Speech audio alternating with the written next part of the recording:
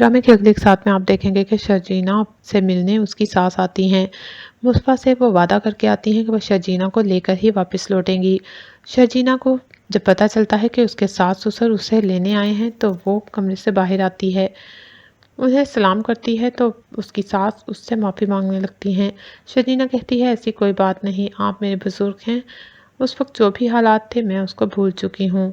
वो कहते हैं कि उस वक्त रुबाब की बातों में आकर हमने तुम्हें घर से निकाल दिया। बेशक हमने घर से नहीं निकाला था, तुमने खुद फैसला किया था घर छोड़कर जाने का, लेकिन हालात ही ऐसे थे कि अगर हम भी तुम्हारी जगह होते तो वहाँ से घर छोड़ जाते। लेकिन अब मैं तुमसे माफ़ी मांगना चाहती हूँ कि मैं तुम पर रुबाब को तरजीह देती रही, ये जाने बगैर कि तुम दिल की इतनी अच्छी हो, जबकि रुबाब के पैसे की वजह से मैं तुम्हें इग्नोर करती रही।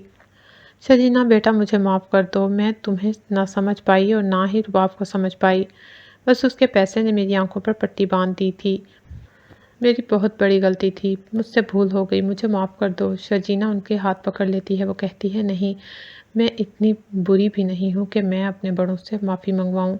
ऐसी कोई बात नहीं, आप मेरी बड़ी हैं।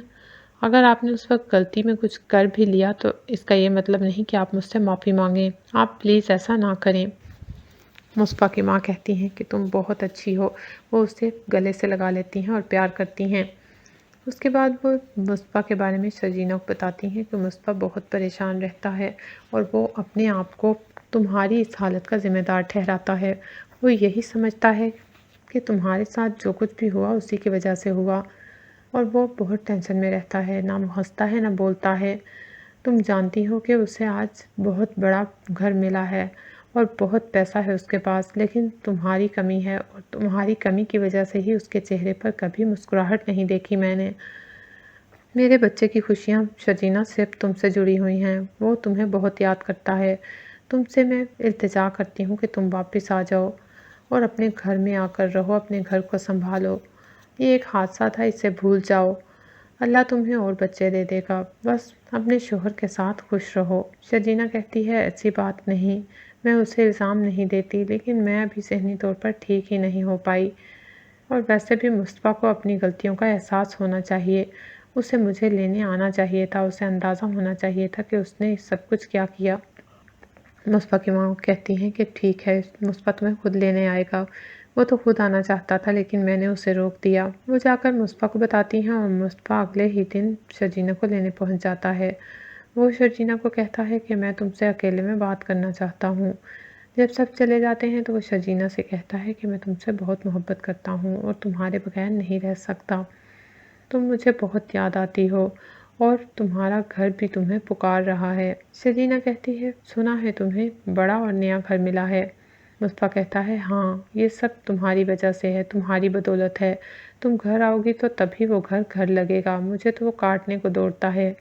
शर्जीना कहती है ठीक है, मैं तुम्हारे साथ चलने को तैयार हूँ, लेकिन तुम्हें एक बात को तस्लीम करना होगा कि पैसा सब कुछ नहीं होता। पैसा रिश्ते नहीं खरीद सकता, ना ही पैसा इंसान की ज़िंदगियां बचा सकता है। इसलिए पैसे को आम अंदाज में कमाओ। इस तरीके से पैसे के पीछे दौड़ ना लगाओ कि तुम सब कुछ ही भूल जाओ और हर रिश्ता गंवा दो। मुस्पा कहता है शर्जीना तुम बिल्कुल ठीक कहती हो, पहले भी तुमने जो कुछ कहा सब कुछ ठीक था। मैं मानता हूँ इस बात को, और तुम देखोगी कि अब मैं पैसे के पीछे नहीं दौड़ूंगा, बल्कि पैसा हमारे पीछे दौड़ेगा। इसलिए हमें फ़िक्र करने की कोई ज़रूरत नहीं। शर्जीना और मुस्तफ़ा सबको अल्लाह हाफिज़ कह के अपने घर के लिए रवाना हो जाते हैं। दूसरी तरफ रुबाब मुल्क से बाहर चली जाती है। मुस्तफ़ा भागदौड़ करके और पैसा इस्तेमाल करके अदील की बेल करवा लेता है और फिर इस मुकदमे को लड़ता है। मुकदमा अदील के हक में होता है और वो अपने भाई को आज़ाद करवा लेता है। मुस्तफ़ा की बदौलत अदील आज़ाद हो जाता है। जब वो घर आता है तो वो मुस्तफ़ा से माफ़ी मांगता है। वो कहता है कि उन्होंने तुम्हारे साथ बहुत बुरा किया।